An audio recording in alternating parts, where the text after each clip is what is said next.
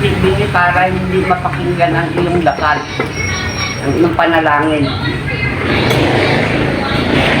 Tama, Nay. Ang ganda naman ng inyong sinasabi.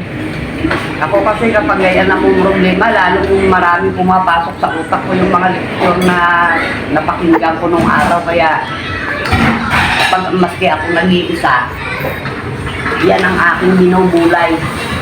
At yan ngayon, sa ngayon, lalo na sa ngayon, panahon. Marami tayong bagay na nakikita na kung tutuusin mo, kung wala kang salita ng Diyos, lagi ka nang takot. Sabi nga, ang salita ng Diyos, ang gamot. Yes. Diyos, ang Diyos ka kumapit. Unang-una sa Panginoon. Pangalawa, sa nakakatulong sa iyo ng sa palibot mo lang. Sabi nga ng Panginoon, hindi ko kayo pinagkulang. Believe naman ako. Sapat, kulang lang kayo sa pagtuklas. Ay, ang tulong ko ay sapat. Ay, napakagandang ano yan, Nay. Ang tulong ko ay sapat, hindi lang... Ang tao, nagkulang lang sa pagtuklas. Ang tao nagkulang lang sa pagtuklas. Tama yun, Nay. Oo.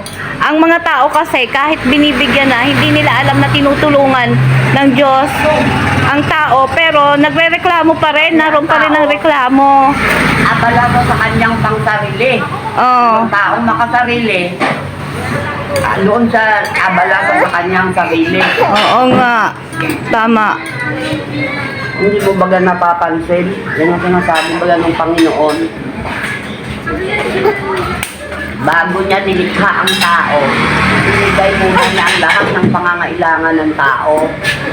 Ngayon, ito naman si tao, sa halip na tumuklas, sinusubukan niya lagi ang sarili niya na kumbaga sa ano hindi nawawala sa kanya yung mga pangsarili Yan niya. po ang kwento ni Nanay.